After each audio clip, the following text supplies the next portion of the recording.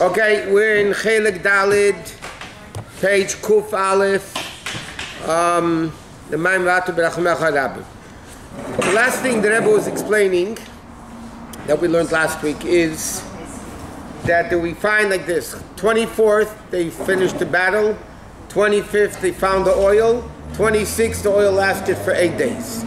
So the Rebbe explains the number 24, 25, please, 24, 25, 26 represents Yichud Tata, the lower level of unity, because therefore in Baruch Shem there's 24 letters, in Shema Yisrael is 25 letters, and then you have Hashem Yud Kevavke, which is 26, which is even higher.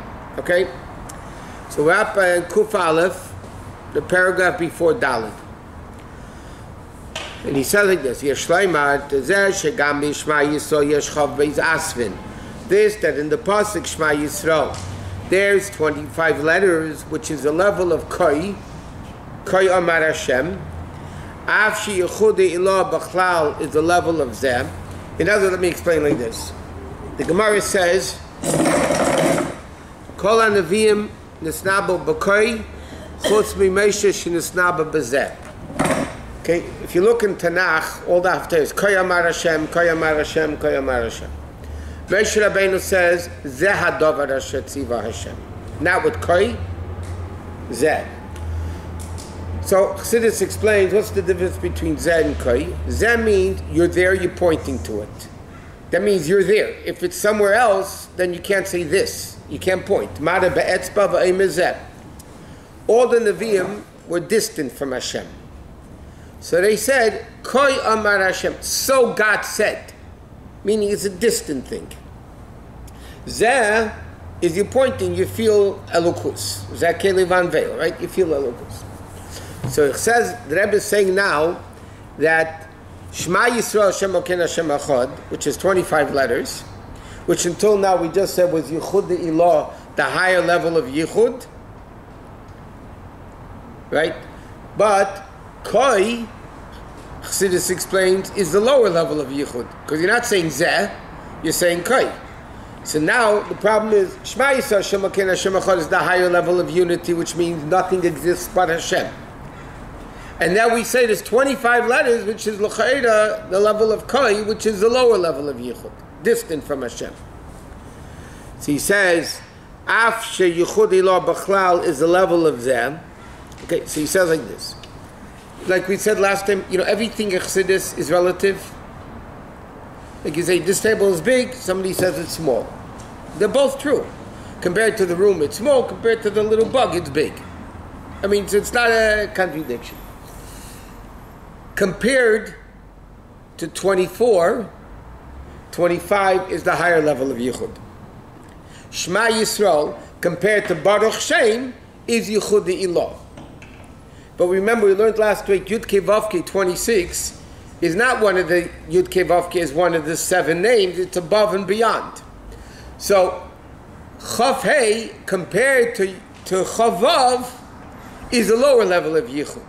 When we speak in Chassidus, this is what the Rebbe is going to explain. When we speak in Chassidus, that Shema is the higher level of Yichud, and Baruch Shem is the lower level of Yichud, yeah, Shema compared to Baruch Shem is the higher level of Yichud. But Shema Yisrael compared to 26 is a lower level of Yichud. It's very simple. So he says like this: Ki Havaya de Lesata, the lower level of Yud Kevavke, which by the way is Shema Yisrael, the Gabi Havaya de Leila, compared to the higher level of Havaya, is considered like Elokim compared to Havaya. Remember we said last week, Hashem Korachim V'Chana, there's 2 levels of God. If you look in the Siddur, there's even a line between the 2, because they're completely different levels. One is the higher level, completely above Yosef, above everything together, and then the lower one is Seviv. Right? So we learned like this. Shema, compared to Baruch Shem, like we said, is Yichud Ilah. But compared to the higher level of Shema, then it's the lower level. Compared to the higher level of Yud Kevavke, it's the lower level of Yichud. Right? So normally we say Hashem, Elokim, Hashem is the higher level of Yichud. Elokim is a lower level of Yichud. So the Rebbe is saying that the lower level of Yud Kei Vav Kei in Shema Yisrael, compared to Havaya, the higher one is like Elokim compared to Havaya. What is in Hashem? That's the same. Because there's two levels of Hashem. There's a higher level Yud Kei Vav Kei, is one of the 7 names, and then there's a level of Yud Kei Vav Kei which is above name, above everything. Above everything is still within the Shneerson. No. When you say twice Shneerson, you said that. Yeah, but that's all relative in that thing itself. But the higher level of Yud Kei Vav Kei is higher than Shema Yisrael. That's why it's 26 versus 25 of Shema Yisrael. But I thought you said it's still Yud Kei Vav Kei Shneerson. Yeah, again, everything relative in those two, but in the real essence of Yud Kei Vav Kei, it's above even that. Okay, so he says like this. Habetul yichud ilah shemitzad havai de l'sata ukmei yichud ilah koi. So therefore, Shema compared to the higher level of Yud Kei Vav Kei is like koi. The same thing in the oil, shubachinus choy, which is the 25th, meaning the finding of the oil, which was a miracle in itself, right? Is only compared to the lasting of 8 days, is lower level. In other words, like this. By Chanukah, 3 things happened. They won the war. That's the lower level of Yichud. They found the oil. That's Chafei. Yichud Ilah compared to L'chud Tata. When did the miracle of the oil 8 days begin? On the 26th day, because one day they had enough oil. So when did the miracle of 8 days begin? On the 26th. So the Rebbe is just saying that the finding of the oil is only Chav Hei, but the miracle of the oil lasting 8 days, that's even higher. That's Chavav. He says, of finding the oil, which was on the 25th of Kislev, which is Kai, compared to Havaya Delayla, compared to Yud Kei Vav Kei 26, was when the miracle happened. Therefore, Amit is Inyan Bechina Zeh. The real level of Yud Kei Vav Kei Zeh is Ba'anes, that's Bakas Hashem and L'Shmei Yomim, is the miracle of 8 days that it began on the 26th. Shem Shochos, Havaya Delayla, which is the Hamshocha comes from the higher level of Yud Kei Vav Kei Shelamayla Miyishtalshus. Okay? So it's very simple. 24, 25, 26. 24 is Baruch Shem, which is the lower level of Yichud. That's when they won the war. 25th, they found the oil. It's a higher miracle. That's Chafei, which is Yichud Ilah. The higher level of unity. But the oil lasting 8 days, that's 26, which is higher than Yichud Ilah and Yichud Tata and so on and so forth. Why are we comparing Chanukah to Schneerson? Huh?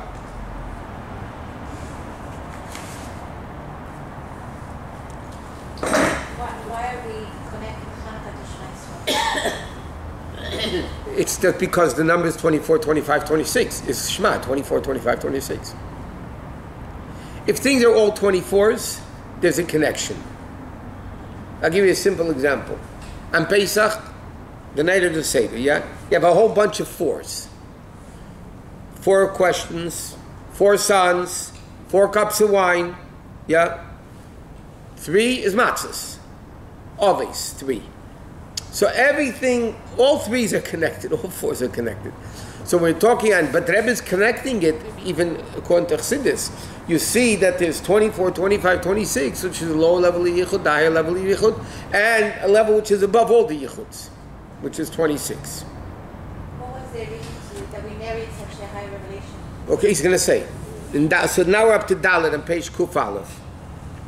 Mamshich Maamar continues in the Maamar that Gam she'aneirus Chanukah, even though the candles of Chanukah, Tiknum, the Chachamim instituted,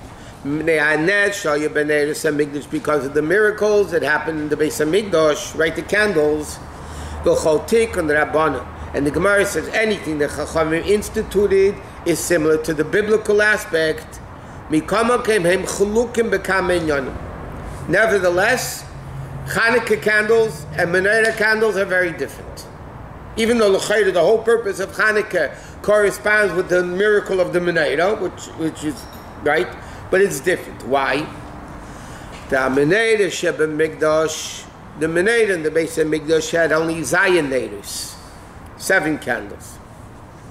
Umakim Amidasam is Bedarim in the south, which is Yamin.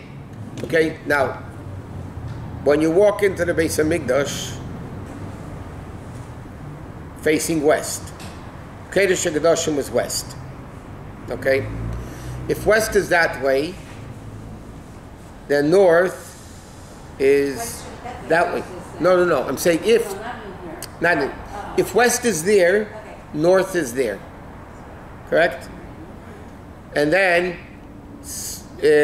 so left is to the south. I'm sorry. The south is the left of where you're facing, and north is to the right. No, I'm sorry. South is to the right.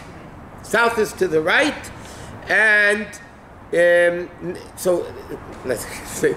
In the base of Mikdash, the candles were 7, and it was on the left south side, which is Yamin, which is right.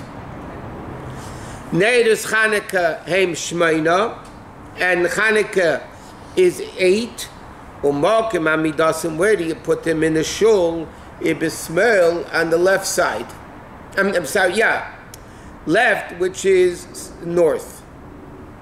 So west is, you're facing west.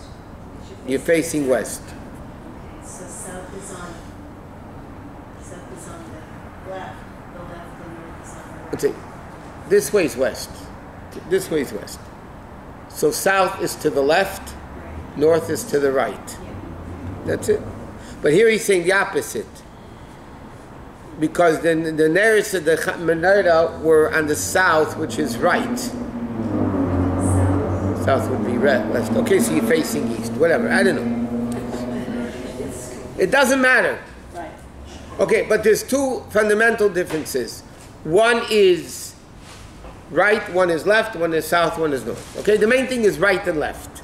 Now, so why is Chanukah different than L'chayda? The menorah should also be, just like it was in the base of Mikdash south, it should be Chanukah the same way.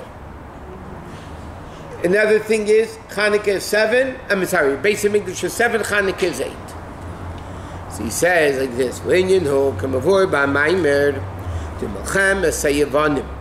the whole battle of the Greeks against the Jews was not only a physical war, because if the Jews became Hellenists, there was no war then, right? No, they were fighting Yiddishkeit. And they were and to distance them from the wills of Hashem. And like the Rebbe explains in many sichas and Maamarim all over the place, it doesn't say Lashkichem Torah. It doesn't say they wanted them to forget Torah. They wanted to them forget Torah Secha, your Torah, meaning the sanctity of Torah, that is Hashem's Torah.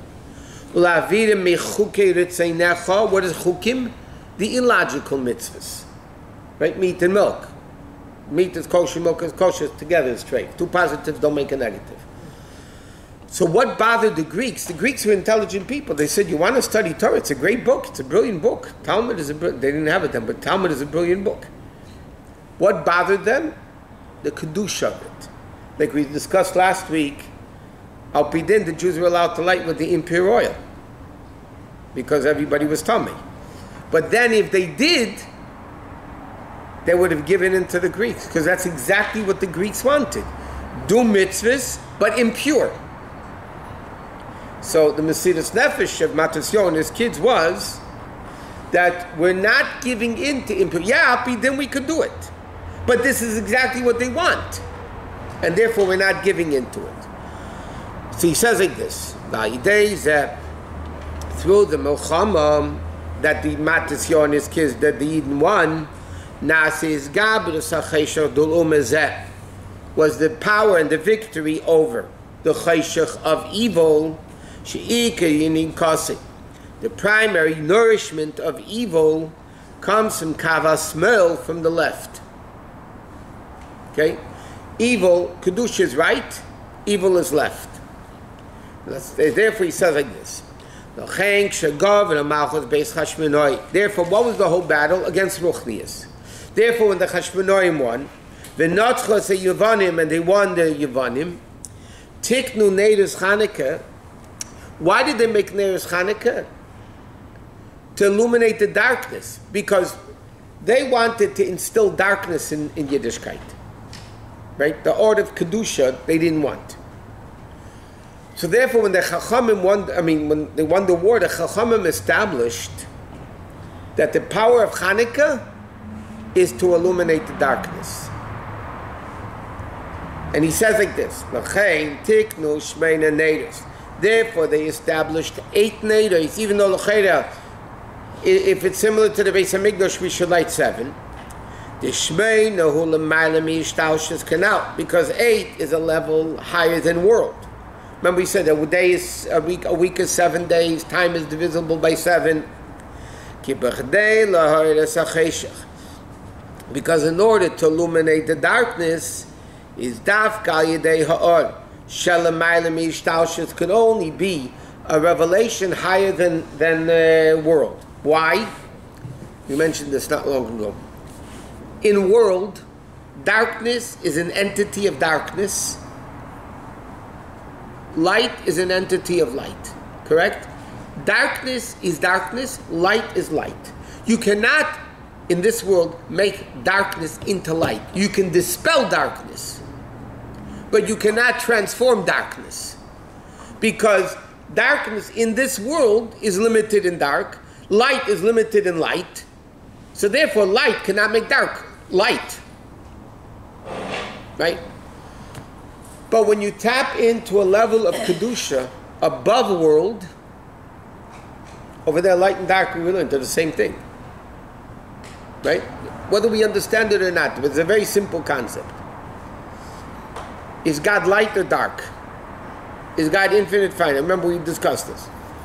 You can't say God is light, because then how in the world can he make darkness? And secondly, you're limiting him that he's light and not dark. So obviously, just like we say, is God infinite? No, he's not infinite, because you're limiting him that he's infinite, not finite. Because infinite is also a certain limitation. It's not finite, right? So now, if we're going to say Hashem is only infinite and not finite, there's 2 problems. For number 1, you're limiting him. And secondly, how in the world can he create finite if he's only infinite? You can't make what you're not. Okay? So whether we understand it or not, we must say that Hashem is above both. Hashem is above infinite. Hashem is above finite. Hashem is above good and bad, miracle and nature, light and dark. He's above it all. Therefore, light can transform darkness to light, because they're not limited as an entity of divisioned entity of light and dark. It's above both. So light could become dark, and dark could become light. Similar to what Siddur explains in this week's Parsha, there's Yosef and Yaakov, yeah? This big meeting between the brotherly love of Yaakov and Yosef. So the pasuk says, wherever it is, Haleach Yosef leYaakov. Is Yosef not Yaakov's brother? And then the pasuk continues, Ves Yaakov ahavti, ves Yosef senesi. I loved Yaakov and I hated Yosef. Right? That pasuk is really contradicting itself from beginning to end. If Yaakov and Yosef are brothers, by definition they're equal. That's the definition of a brother. When you say brothers, you mean equal. Then the pasuk says, Yaakov I loved and Yosef I hated. So then they're not equal. Since when are brothers equal? That's the definition of Equal brothers. Anoshim achim anachnu. You say Mechumish. Anoshim achim anachnu. We're like brothers, we're equals. That's what the expression means, brothers. Yeah, but that's what I'm saying. So how can it say Esav and Yaakov are equal? Because down here, Yaakov is good and Esav is bad. So therefore, down here I love Yaakov and I hate Esav. But in the source, in the essence of God, Yaakov and Esav are equal. In the level of 8, light and dark are equal. So therefore, dark can become light and light can become dark.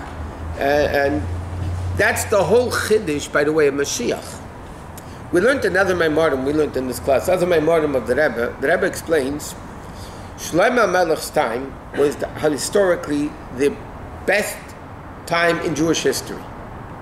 Ish tachas Gafni, ish tachas Teinosei, Shlomo Melech ruled the world, there was no battles, there's no fighting like David Melech's time. Because Shlomo Melech was the 15th generation from Avraham Avinu, and that's when the moon is full, 14 and 15. So David, the Beis HaMikdash is built in David and Shlomo's time. Because that's the best time in Jewish thing. But the Rebbe explained what happened. In Shlomo Melech's time, even Malchus Shvar, as they say in English, the Queen of Sheba, also came. She was very far away. She also came to Shlomo Melech. But the bottom line is, even the days of Shlomo Melech, what it meant is, godliness was so revealed, it was revealed all around the world. It was revealed all around the world. But it only dispelled darkness. It didn't transform darkness. Because now, light is light and dark is dark, and light cannot make dark into light. You can dispel it. You can get rid of it. Because when there's a battle of light and dark, light always wins. When Mashiach comes, then it's not oz epech al kolam safach. What's going to happen when Mashiach comes? Evil will be transformed to Kedusha. That means darkness as darkness, don't ask me to explain it, darkness as darkness will be light. The pasuk says, Samim cheshech la'or. It's going to happen. Darkness will become light. So the question, if it's light, then it's not dark anymore. Darkness as darkness will be light. Can we understand that? No way. But that's the bottom line, because that level of godliness is going to be revealed is a higher than light, higher than dark, so therefore dark could become light, light could become dark. Not only dispel it, it could become it. We don't get it?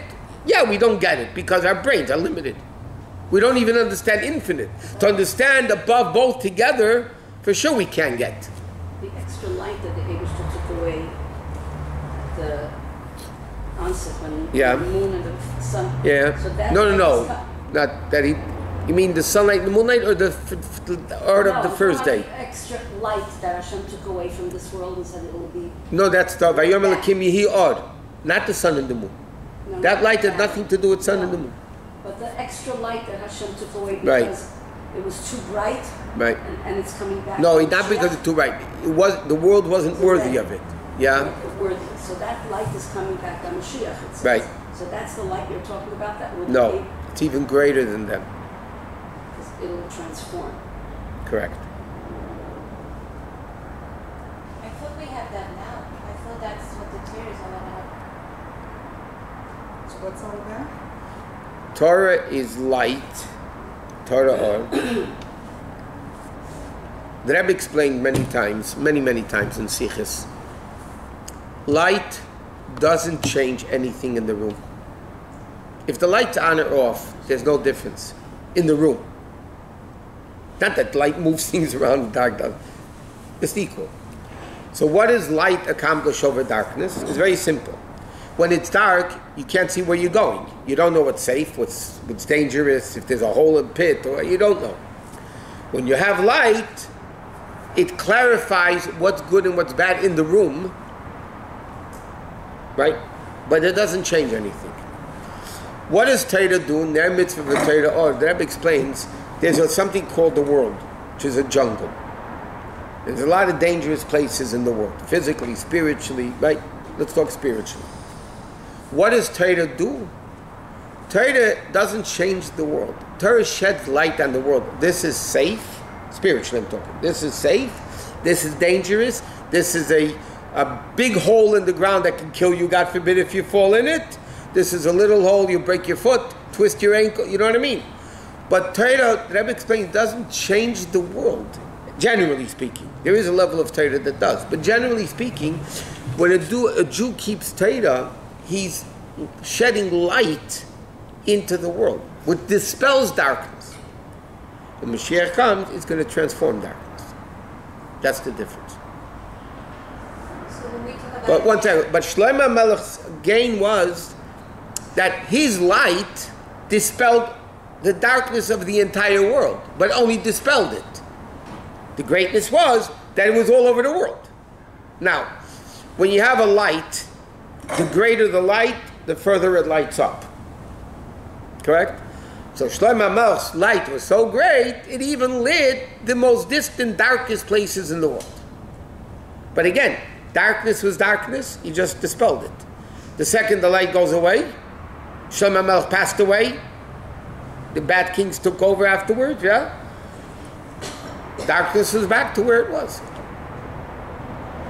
I thought a mitzvah is forever. The impact of moving into a mitzvah is eternal. So it doesn't start as eternal. Okay. Let me add to what I just said, which will answer your question. Now, Chassidus says, we transform the world to Kedusha. We don't see it, we don't feel it, we don't know it. When Mashiach comes, what we're doing now in transforming the world will be seen, felt, known.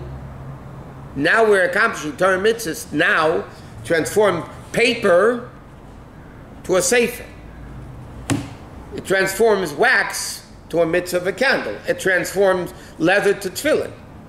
Right? It transforms it. But we don't see it because we're still in Golus, we're blind, whatever it is. Mashiach comes, then we're going to see what we accomplished. So we do Therefore, there's an expression in Chassidus, but I'm talking in a revealed way. We don't have it. Oh, but 1 second. Therefore, it says in Chassidus that when Mashiach comes, it's benken noch the Golus tag. We're going to long to the Golus days. We're going to say, "Oh my God, I missed the good old Golus days." That's what it says. Why? Because only in Golus can we accomplish. Like he's saying, what did Chanukah do over the Beis HaMikdash? The Beis HaMikdash was 7. Beis HaMikdash lit nature. The Beis HaMikdash lit light. It wasn't, remember we discussed last week, it wasn't lit at night when it's dark. It's not lit outside in the street. Al Pesach Beisim Mebuchutz in the time of the Gemara. They lit it mamish outside next to the street. Yeah? Beis HaMikdash didn't have that. It was inside, all the way next to the Chedesh HaKadoshim. It was lit during the day, in late afternoon, but during the day, and it didn't illuminate the outside darkness, because it's only 7. So it's only what? 7. 7 is nature. It can't... Again, if it's nature, then light is light and dark is dark. Chanukah reaches a level, and he's going to say how that happened. Chanukah was the Mesiras Nefesh of Matisyahu and his kids, awakened that level of godliness that's above it all, and therefore the Chacham said 8 candles, because 8 is higher than world. And at night, outside in the public domain, which represents diversity, no oneness of Hashem, and that level of world could also become lit with Chanukah. What stimulated that? Mesiras Nefesh and Matisyahu and Banav. Why? Because Mesiras Nefesh is higher than the person. A person is intellect and emotions. Yeah? There's no logic in Mesiras Nefesh. Azay nitandish. This is the way it's going to be, and it's not going to be any other way. So Mesiras Nefesh taps in to the essence of the Jew, which is higher than the Yechida Shebenefesh, so to speak, which is higher than Yechuda Tata, Yechuda Ilah. It's the essence. That's what the Rebbe is going to explain now. Their Mesiras Nefesh awakened this Yud Kei Vav Kei 26 and therefore there's 8 candles, and at night, and on the left, the Beis HaMikdash, the candle the Rebbe writes was on the right. Right? Right? Because the right couldn't elevate the left. Left represents evil compared to right. The menorah in the Beis HaMikdash had to be lit on the right because it couldn't do it. Right? Chanukah, you light, even if when you light today in the house, the mezuzah is on the right, Chanukah menorah is on the left. Right? So simply the Gemara says to be surrounded with mitzvahs. That when you walk here, you have a mezuzah on the right and menorah on the left. Yeah? But Chassidus explains, no. Because Chanukah illuminates the left. The evil is illuminated by Chanukah. Mezuzah, as great as it is, can only illuminate the right. Chanukah can illuminate even the left. The problem with that is, halachically, what happens if, let's say you're in a hotel room that you don't have a mezuzah? It says in halacha, then you light the menorah tak on the right. Because the Gemara says, first of all, just for the record, in Gemara there's 2 opinions where you put the Chanukah menorah, right or left. One opinion says right, one opinion says left. And the person that says left, why do they say left? The right is more important than left. So he says, because then the mezuzah is on the right and the menorah is on the left, so you're surrounded with mitzvahs. So the Rishonim right, which means if you have no mezuzah, where really should Chanukah be? It really should be on the right. How that coincides with this, I don't know. That's the halacha? Yeah. What is the whole thing with the window? What? I mean, I understand this. No. It's presumed in Nisa, why don't we put it in the window? Why do we do it differently than everyone else? First of all, we don't do it different than everybody else. A lot of the Chassidish Shalom don't light it in the windows. Do not light it. Most of the Chassidish Shalom does not light it in the windows. You look at the Chassidish Rebbes, they're lighting inside. When did this whole thing start of doing it across the mezuzah? The Gemara says. Is that a Chassidish thing? No, the Gemara says. Gemara times? Yeah. So why the window? Why do so many people put it in the window? In the time of the Beis HaMikdash, or in the hundreds of years ago, even in the time of the Gemara, right? Okay, how did it work? There was a street, Shusterman. Then there was a wall around the courtyard. So you had a lot of different courtyards. Okay? That was the Gemara talks about that's the whole Erevin, the whole everything. Now, so let's say this is the street, yeah? Okay. So you have a courtyard here that has a wall around it and a door. Now, in the courtyard, let's say there are 10 houses. Right? That's the way it worked. That's the way the courtyards in Europe, go back to the old cities in Europe. That's, huh? Yeah. You see it there. Okay. Okay, that's the way people used to live. There was a public street, then there was a courtyard that the people, there were, let's say, whatever, 10 houses, 5, but it doesn't matter how many houses. Now, where did they light the menorah in the time of the Beis HaMikdash? Pesach Beisim B'chutz doesn't mean outside your house. It means outside the chutzah door in the street. Okay? Why? Because the purpose of Chanukah then was Persumei Nisa, publicizing the miracle for the people in the street.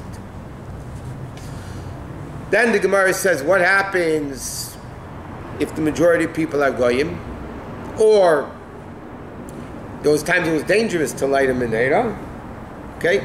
So the Gemara says, in that case, Menachem shulchanei v'dayon. You put it on the table inside your house, and it's enough because then you have Persumei Nisa, at least for your family.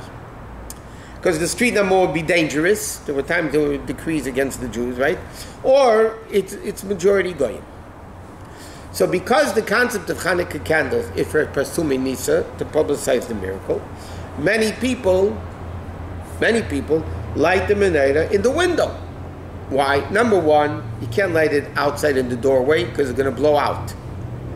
You're talking about winter time not in Argentina, but in a lot of the world, it's snowing. It's Australia, South Africa. Now it's snowing, right? So what do? They put it in the window for the people in the street to see it. Just like in the olden days, they put it next to the door for the people in the street to see it. So then they do it also, light it in the window to publicize the miracle. We do it on the cars and the public minera lightings, okay? But this is what the Welt does. Based on this Kabbalah, Chassidus that we're learning here, minera doesn't belong in the window. It belongs on the left side of the door. Like the Rebbe is explaining here, it illuminates the darkness. Besides the fact, there's a famous story.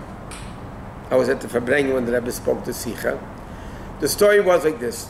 The Rebbe was walking Chanukah. The Rebbe went home years ago when the Rebbe was living at home and everything.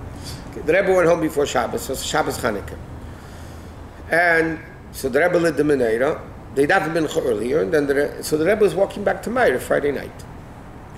So on the corner of Brooklyn and Eastern Park, there's the big apartment building called 706 Eastern Parkway, right? And the Rebbe was super observant of everything that was going on. The Rebbe was walking, and he looked up, and he saw an old, great chassid lighting the Chanukah menorah in his window. It must have been on the 4th floor, 5th floor, I don't know, whatever it was. It wasn't on the ground floor. The next day at the Fabrengen, the Rebbe spoke a whole sicha why we don't light it in the window and why we dafka light it inside. And that's what the Rabbeim did. And that's what we're supposed to do. So the Rebbe said, number one, if you're a few stories high, nobody in the street sees it anyway. Not everybody's walking up like this. Therefore, a Chanukah menorah has to be under 20 amas, which is 30 feet. Okay? That's why even the big Chanukah menorahs you have are under 30 feet. But then you see, the higher it is, you see it from a greater distance. I understand, but the Gemara says the same thing, sukkah. The schach of the sukkah has to be within 20 amas of the floor of the sukkah. So the Rebbe said the whole purpose of people lighting it in the window is for the people on the street. You're up on the 3rd, 4th floor, whatever. People are not seeing it anyway. It's more than 20 feet up. And then the Rebbe smiled and he said like this. Those days, most menorahs had backs to them. You see the menorahs that Rabbi, you see now it's on, the menorahs that the Friedrich Rebbe and the Rebbe lit had backs to it. So the Rebbe said like this. First of all, if the menorah has a back and you're lighting the front, so the people in your house don't see it. Because the back of the menorah blocks it. And then the Rebbe said, he smiled when he said this. He said, can you imagine an old man with a long beard has to go light the menorah like this, and he says, the Rebbe said that his beard will catch on fire. Wow. The Rebbe said, his beard, so it's even dangerous to do that. But the Rebbe was emphatic that we don't light the menorah in the window. And based on the Maamar we're learning and all the other Chanukah Maamarim that discuss this concept of the difference between Chanukah and Beis HaMikdash. Beis HaMikdash was on the right and Chanukah is on the left, right? Is because it elevates the left. But they say it's front of the window, so people, they could see it from outside, no? Yeah, but Persuminisa today is for the people inside, for the family. What? You say? The publication, publicizing the miracles for the people in the house, not for the people in the street. So, Okay. I have a question. But- So the Mesiras Nefesh of the Hashmonaim caused this. Well, let's see it inside. No, my question is, you were saying that in our times we could or we could not just dispel but transform darkness. We What's the could, background? but we don't see it. We don't feel So it. we could transform it, but it's not something we can feel it. So as far as we're concerned, it's not here. I understand, but there is such an accomplishment. Let me ask you a question. I thought it was There's a lot of things we Rabbi don't- Twersky once, he spoke in Long Beach many, many years ago. Anyway, we went to listen to him, by the way. Hello. We went to listen to him. And he said like this. He brought out a very interesting point. He said he has direct deposit from his work. It goes straight into his account. One day, he forgot about the direct deposit. And he thought he was short in the bank.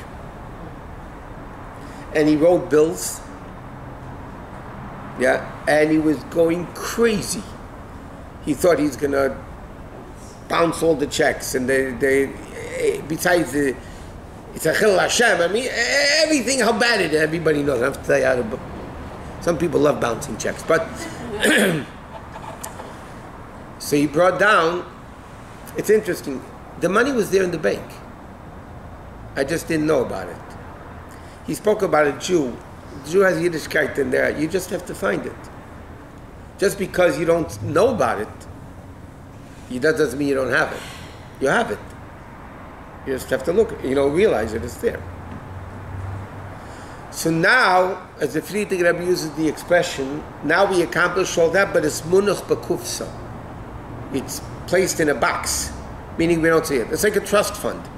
Yeah? The money's there, but you can't see it, you can't use it, but it's there, right? Mashiach comes, the trust fund opens up, the box is open, everything is going to be seen. So therefore, as far as we're concerned, in our realm, if you don't see it, smell it, touch it, the five senses, it doesn't exist. So therefore, we don't have it, even though we're doing it. Understand? It's getting positive.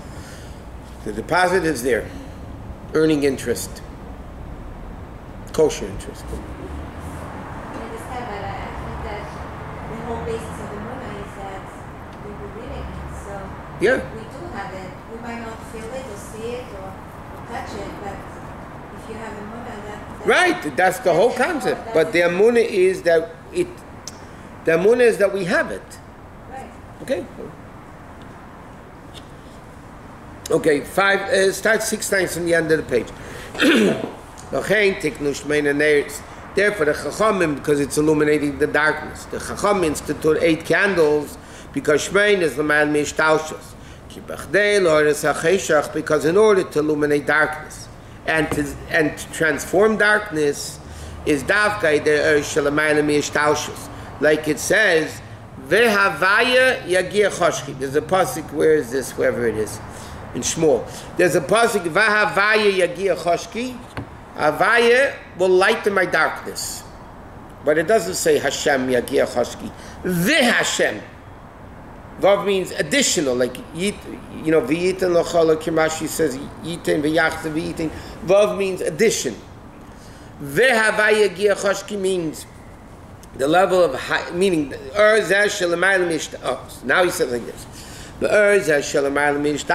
This revelation of godliness, which is above world. Well, how do we get that level? How did it happen in Beis Hamikdash? Came about to Matisyahu and his children. The Mesidas Nefesh. V'hainu shaykh is the Erzem HaCheshach. Shehaya Oz, the connection that transformed darkness was 2 aspects. Number 1, Momata Lamaila, lower to higher, and higher to lower. Okay? Momata Lamaila, what does it mean lower to higher? Shemitzad Geidol HaCheshach. Shehaya Oz means like this. You know when you have Mesidas Nefesh? When there's a lot of darkness outside. When everything is light, like we learned in Vater Tetzaveh, remember that in Russia they had Mesidas Nefesh. In Freedom of America, you don't see the same level of Mesidas Nefesh. The darkness at Chanukah time was so dark that itself stimulated Matisyahu and Banav to have Mesidas Nefesh. If everything would be good, why would they do Mesidas Nefesh? Because of the dark, that's Momata Lamaila. Oz Nis'eder, that's from then it was awakened by them Koyach HaMesidas Nefesh. Which is higher than the faculties of the person by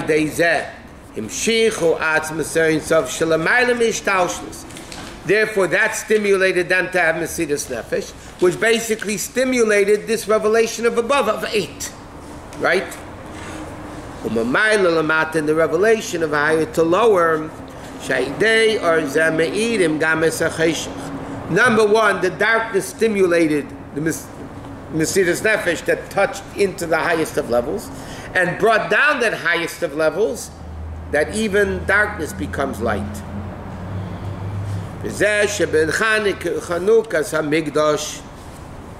Therefore, in the Chanukah, in the Beis HaMikdash, meaning the Menorah in the Beis HaMikdash, Hayu Zayin Neiros, only 7, and it was in the south, left. I'm sorry, right. Over Sheher B'Mikdash. Why? Because the light in the Beis HaMikdash was not through Mesidus Nefesh. Right? They didn't have Mesidus Nefesh to light the Menorah in the Beis HaMikdash. It was regular Avodah. Hayagili Ishtalshnus was only the level of world Zionites. Therefore, it was on the right side. Yeah? Why was the Menorah on the right side, not on the left? Because if it would be on the left, evil would be able to get nourished from it. Left, then evil would have been able to nourish from it. But Neiros Chanukah, following Mesidus Nefesh, Hem Ches Neiros higher than world, and not only that, not only does left not nourish from Kedusha, but it transforms evil to Kedusha. What? Example of that, Unica. Huh? How does evil get? How does something get Unica from Kedusha? Where does evil get its life from? Source. What's the source of evil?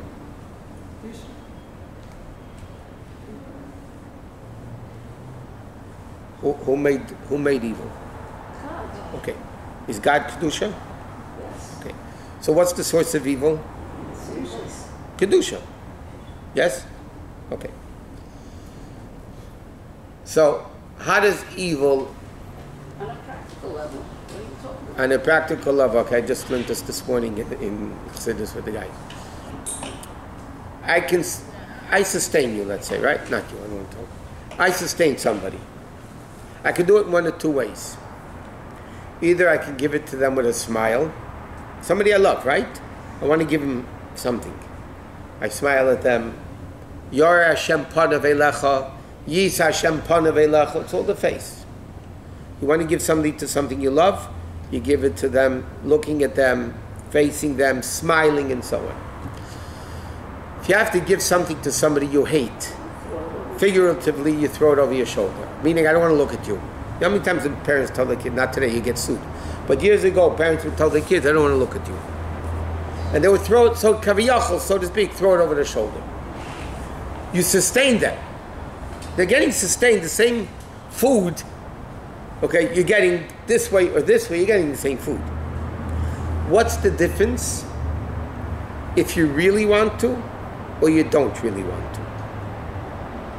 Correct? Evil is a creation of Hashem. Why does Hashem create evil? Or why did he and does he create it? It's a continuous creation. Because in order for good to be good, you need evil. Because if there's no evil, good is not good. Because if you have no choice to do evil and you do good, what's so good about it? You can't do anything else. Like an angel. When a malach does good, they don't get rewarded for it because they're programmed to do good. They have no free choice of good and evil. So of course, so when they do it, that's what you are. So then good is not good. But there's two levels. There's what I really want and what I really don't want, but I only want it because otherwise what I really want I don't get. One is called, in Hebrew, Pnimius Haratzon, the Pnimius, the real world, the Panim, and one is Chitzenius Haratzon, over the shoulder. Yes? So now, Kedusha, or I to give you a physical motion. I want to work. Why do I want to work? Because I need to make money. Correct? Now, what's my real intent? To make money. That's the Pnimius Haratzon. But in order to make money, I need to work. So I want to work. Do I really want to work? No, if I would have the money without working, I wouldn't work. Simple, right? So I want to work, but that's not the Pnimius want. The Pnimius want is I want money. But you could take even a step further. The real will is to support a family. Okay, but let's just leave it these two as easily understood. So Hashem doesn't want evil. The only reason he wants evil is because in order for good to be good, I need to make evil. Therefore, all the way up there, all the way up like we learned, good and bad are exactly the same. Yaakov and Yosef are brothers, good and bad are equal. Now it comes into the revealed world. So, Kedusha comes down, holiness means it's not so concealed. It's concealed because it goes from Atzilus to... But it's still... You sense the Kedusha. Hashem is smiling, so to speak. That's what Hashem wants. Evil's existence is over the shoulder. He doesn't want it. Okay? But when you put when you put Kedusha in an evil environment, evil will get its nourishment from that level of Kedusha also, because you're putting it next to them. So that's why the menorah in the Beis HaMikdash couldn't be on the left. Because if the menorah in the Beis HaMikdash light would not transform the left, but evil would get a nourishment from it, and Hashem doesn't want that. So it's on the right side, which resembles Kedusha, that evil shouldn't get nourished. Chanukah is on the left, because Chanukah is so powerful. Not only will evil get a stronger force from Hashem than it has normally, evil gets transformed to Kedusha. So there's no problem keeping it on the left. What are you afraid? Evil is going to become stronger? Evil is not becoming stronger. Evil is becoming good. Evil has become transformed to holiness. So therefore the Rebbe says like this. The darkness of the world stimulated the Matasyos Mesidas Nefesh, meaning Momata Lamaila. They had Mesidas Nefesh because of the evil of the world. Once they had this Mesidas Nefesh, then that brought down the level of Kedusha, in a way, on the left, at night, outside in the street, meaning what happened? That brought down a level of Elokus that's so great, evil is not evil, and good is not good, and evil becomes good, and everybody lives happily ever after. And that is the purpose of creation, that evil becomes good. That's the ultimate purpose. Therefore, the Medrash says, Mashiach comes, pig is going to be kosher. Meaning, that's why it's called Chazir Lahachzir. He's going to return to become kosher. Now, you can't elevate evil. So therefore, what do? We need to negate it. What do you do by negating evil? It weakens. When we eat Chazir, we strengthen. Now it has a unika from us, has nourishment from us. So we're strengthening evil. Like the Rebbe said, if we'll be on the smoke, then the evil would get a nourishment from it. So now when we commit a negative commandment, transgress a negative commandment, by doing a negative commandment, we're actually feeding evil. So evil gets stronger. When we don't feed evil, that means we don't transgress negative commandments, evil exists, but only over the shoulder stuff. It's not getting any holy nourishment that it would get if we do the evil. Because we're holy. Got it? But eventually, Mashiach is going to make everything transform to Kedusha, and therefore evil is not going to be evil, and everybody's going to live happily ever after.